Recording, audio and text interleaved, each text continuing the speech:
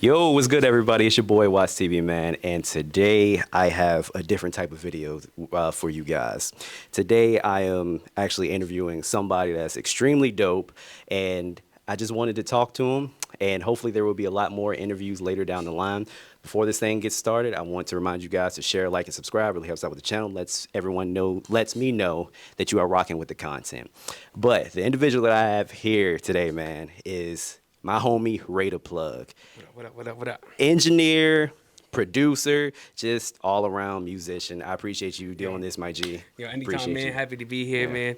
For those who don't know, man, yeah, like you said, I'm Ray Scavo, aka Rated Plug, Grammy Award winning engineer, producer for Kendrick Lamar, Wu-Tang, Tory Lanez, Ghostface Killer, my G, and so many more, bro. So I'm here, happy to be here, honored to be here, and let's work. Yo, that list is mad extensive, my G. Yeah, oh yeah, oh yeah, oh yeah. Yeah. So before we even get into it, man, I just want, let's take it back. Let's take it all the way back. First of all, I want to know, how did you even get interested in music? How did you become a musician? Like, did it start from like when you were a kid Yeah, at a young absolutely. age? That's a good question. Actually, yeah, I started playing bass when I was about 4 years old. Actually, 4? Yeah, since I was literally as long as I could. As soon as I was big enough to hold the bass, that was it. I just took it and ran. My pops was a bass player, he was a musician or whatever. So I always wanted to. I follow in kind of his footsteps, you know, but I had to make it my own as I went. But yeah, just something. Music was just like I always felt was something that's like it was in me, like something I just. If I did anything else, I felt like I was dying. Like, Right. like instantly, every time. And I knew that since I was a kid, I was only supposed to be doing this, you know? That's beautiful, and the fact that you are doing it, do you feel like fulfilled now that you are? This is you knew you wanted to do this, and now you're actually doing it. Yes and no, like because my heart always tells me that I could be doing more and I could be doing better, and like and so like I guess that's what got me here in the first place is that drive in my heart to always tell myself that I could be better than I am right this moment, and I will be, and Right. like I just chase that every day like it's a drug, you know. Yeah, and it's funny because I tell people something similar. I'm not a huge content creator yet, but I constantly tell people like I want to be better. Like I'm proud of where I am now, Absolutely. but I constantly want to be better. And that's the drive that'll make you great. You know? Yes, It all yes. starts with that thought that I want to be better. Yeah. So when I see people like you that are doing everything that you wanted to do, everything that you said you were going to do, bro, so it inspires me. So I appreciate it. that. Yes, Love no you for that. problem. Nah, that's like I would say my main goal, I talk to my fiance about this all the time, is like, if I had to say my main goal is to like help others. And it's Yeah. like, I feel like, besides living my whole life through music and finding a way to make a living off of the thing I love, I want to help others. And if I could aspire that one person that I may not even know just to be great, Yeah. that would make, and just to, even if I got lucky enough to find out that I was their inspiration for greatness, that would be, to me, I did it. That's when I feel like I made it and I really made an impact. I feel like this is probably going to come quicker than what you think, man. I'm seriously. I appreciate that. Yeah, I hope so soon, man. most definitely. So I want to ask you another question. So I know you said you were interested in music at the age of 4. Yep. So what made you get interested into music production? Because a Okay. lot of kids.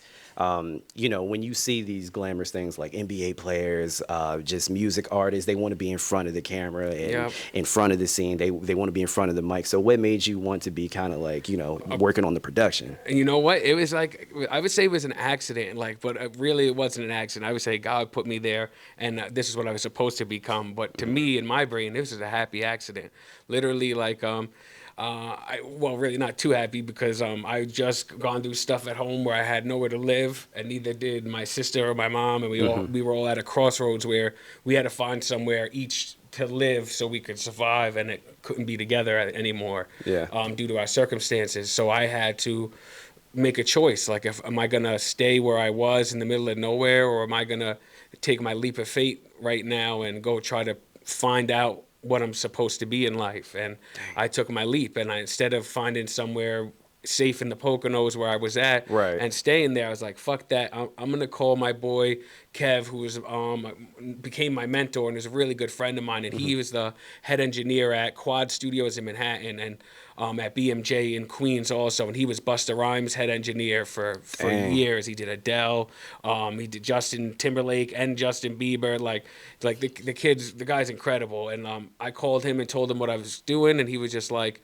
"Yo, come intern at my recording studio, be a session musician, play bass on as many tracks as you could, and you never know what happens." So I moved and I had nowhere to live, and I sold everything I had, and I lived in my car and went to the studio as an intern, and I just watched him every day and started playing for artist tracks on bass and stuff. And Wow. then I started asking mad questions, and then a year goes by, and I'm living in my car, and eventually the studio owner finds out I'm sleeping in my car and was like, "Dude, you have a lot of talent. You're so passionate. We're gonna turn one of our closets here into your bedroom, and you're gonna live here."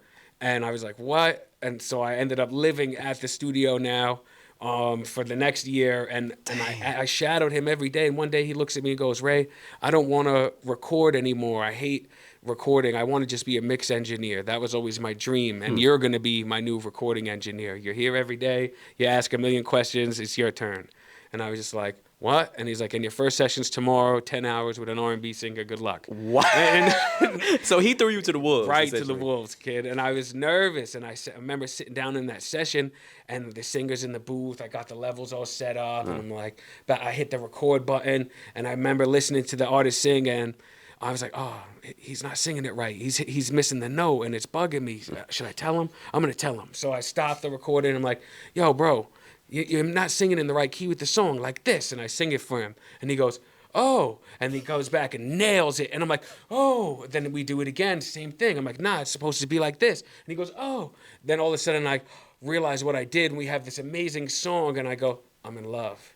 This is it. This is Wow. what I'm supposed to be doing for the rest of my life," and it's recording and producing artists, and it just happened, and I just never stopped. It's been 8 years running now where that I just Sheesh.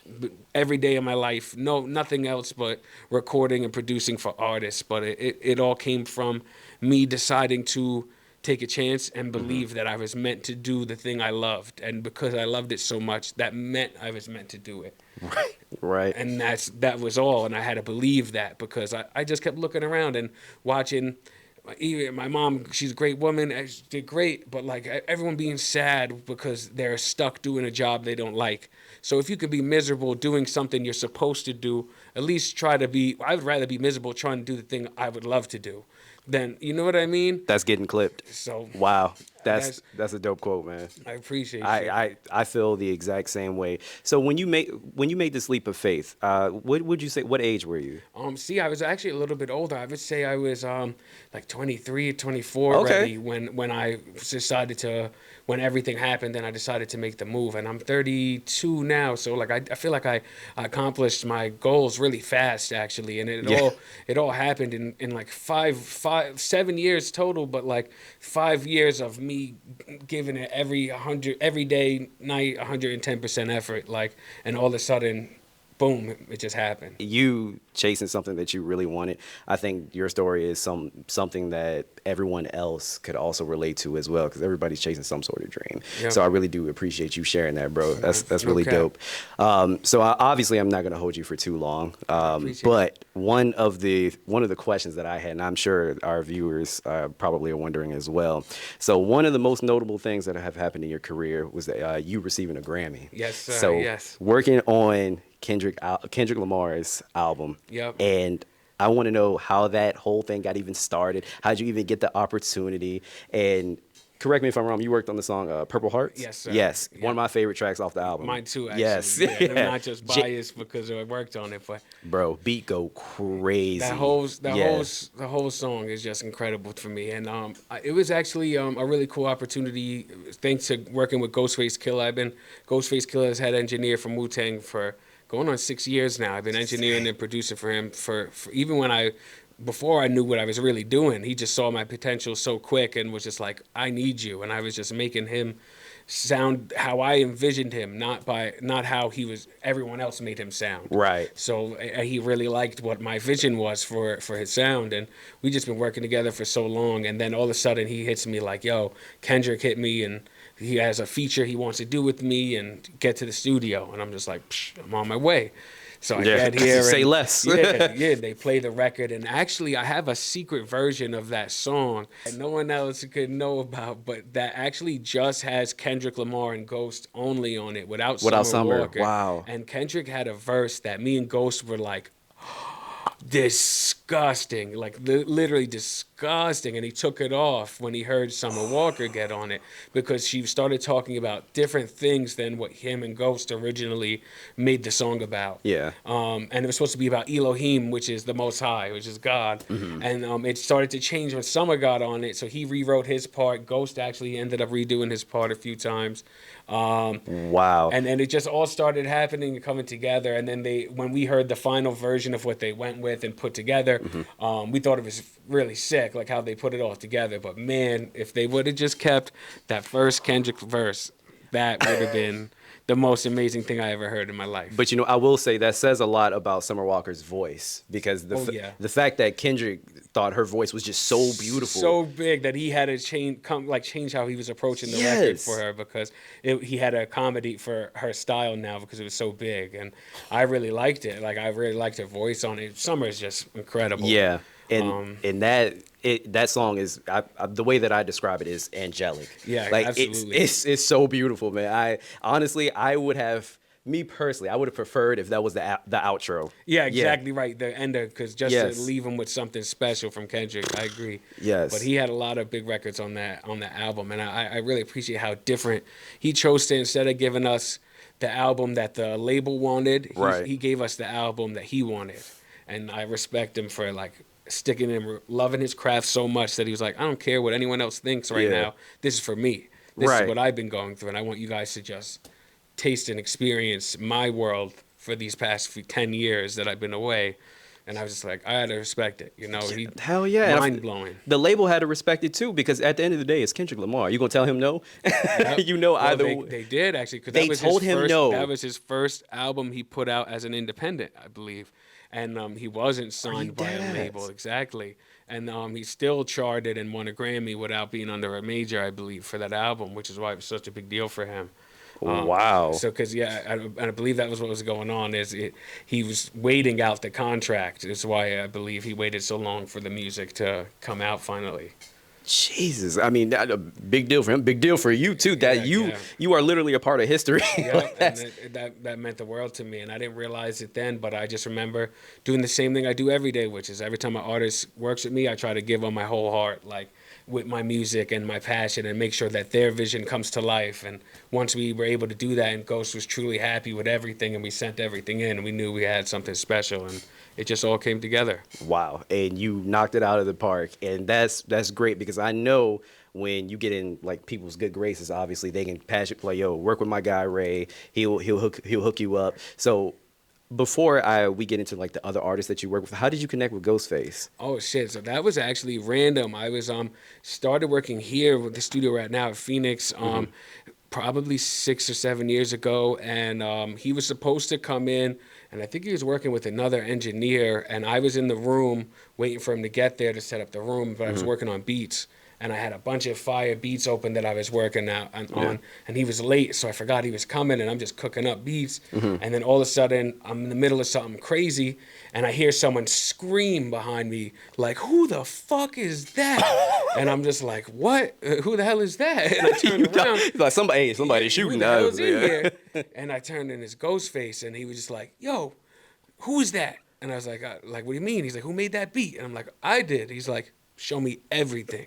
And I just started hitting the play button. He was like, "I'll take that, I'll take that, I'll take that." And I was just like, "What? No way." And he's like, "You engineer?" I'm like, "Yeah." And he's just like, "Let's work." And that was it. We've been working together ever since. Jesus Christ. I don't even know what to say, man. It seemed like that. Some of these situations seem to just be like placed like perfectly, right place, right time.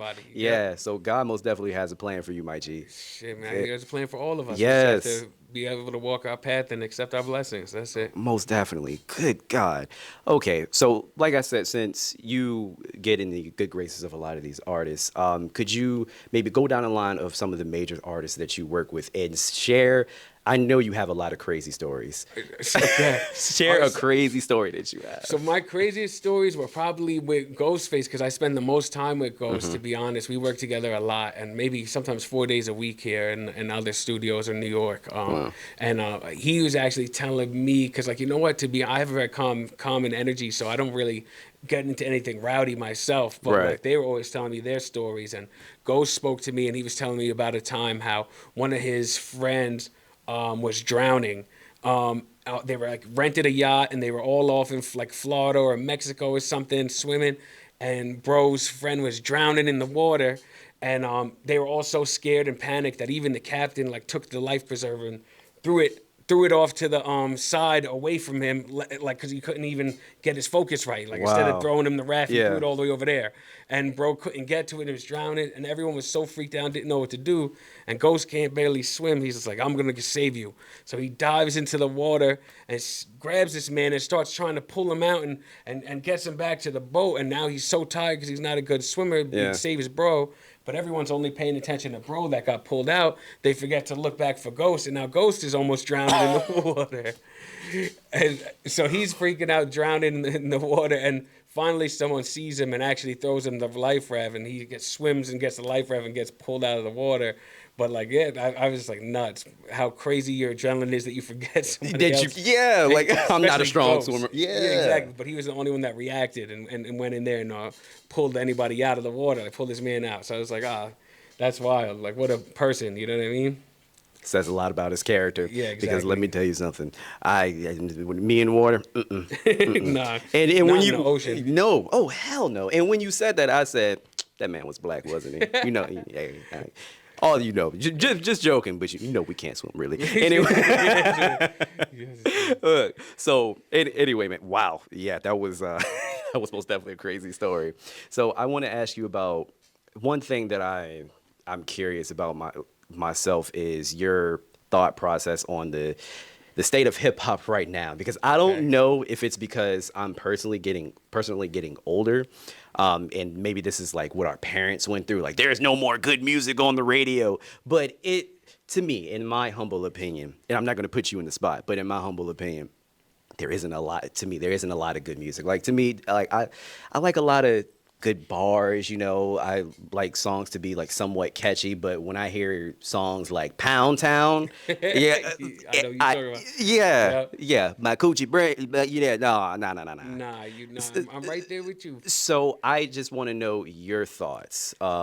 Where do you think the hip hop scene is going, and what direction it's going now, and maybe if it's a good thing or a bad thing?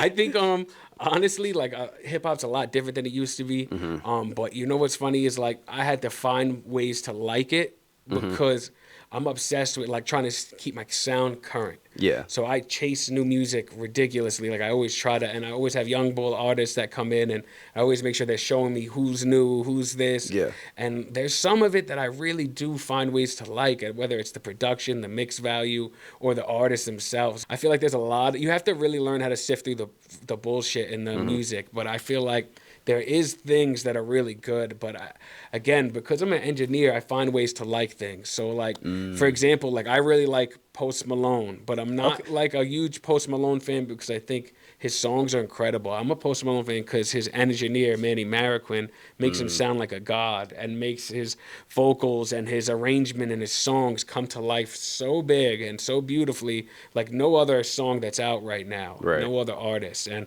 except for honestly, like Taylor Swift, her mixes are crazy. Like whoever mixes her music is ridiculous. Like, but you know, like they take a lot of time on that stuff, and I feel like that's what to me is like I always find I'm a silver lining kind of guy. So even though I don't think that it's as good as it used to be, I still find a way to respect the young kids and all the styles they're coming up with. But I will say I can do without drill rappers screaming in the microphone real loud and trying to sound like 6ix9ine. I can do without that one. That's the only one. Like, yo, if you want to rap and do drill music, that's fine, but don't do the same thing as somebody else be original about it. I don't need everyone yelling in the Ooh, microphone, thinking that that's how you're supposed to yeah. rap, and meanwhile it just sounds terrible. Ooh, see that, and that's a hard one because I know drill music. It generally, it all kind of has a similar feel to it. Yeah. So it's kind of hard not to imitate what someone else has Is done. doing. Yeah. And that's like the mother of all creation is from imitation. So I get that, but like be original. You know what I'm Yeah. saying? Be original. Like drill beats are fire. Don't get me wrong. I make drill beats all the time, but Right.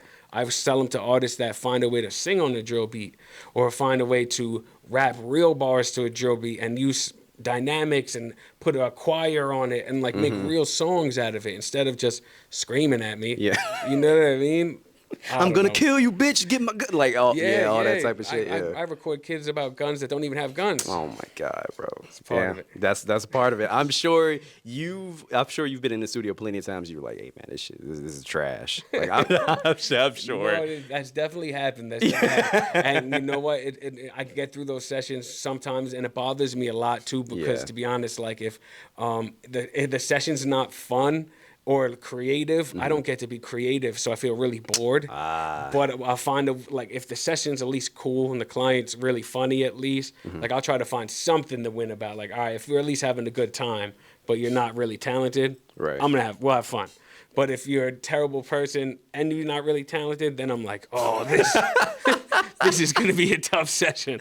Like you got to pick one or the other. You can't be yeah. At both. least be a good person, man, so Right. we can have a good time hanging out together. Like, Right. I'm cool with that, but don't make me miserable and make me miserable. Like said this like come on, man. Okay, so I don't necessarily want to put you in a box. So I know you're not just obviously you don't just work on hip hop you're a music lover in general. Absolutely. So what genres would you say would probably be your favorite to work with besides hip hop? Actually, R&B and pop music.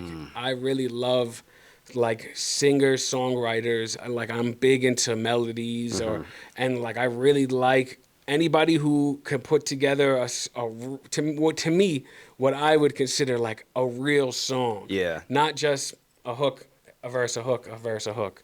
Like a song, Yeah. something that has feelings, emotions, power, right placed timing changes, like things that's more intricate and advanced. So like, that's why I really like R&B and pop music. I feel like it's soul music. It's music for your Yes. soul, and that's the type of music I'd rather work on. But I really love rap music too, because if you're a good rapper, you can do that same damn thing.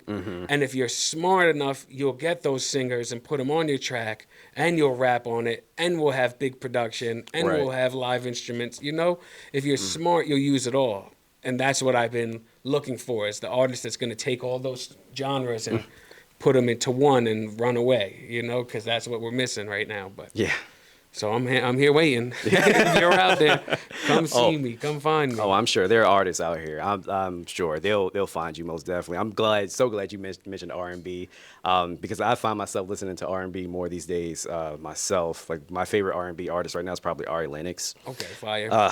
Man, just her, she has such a unique voice. It's nothing I've ever heard before, and I mean I'm a huge Dreamville fan, so Yeah, Dreamville's yeah. incredible. Oh my What? God, so much talent, What? so They're much smart talent. as hell too. Yeah. One of the biggest independent labels in the world. And come on, you got Cole.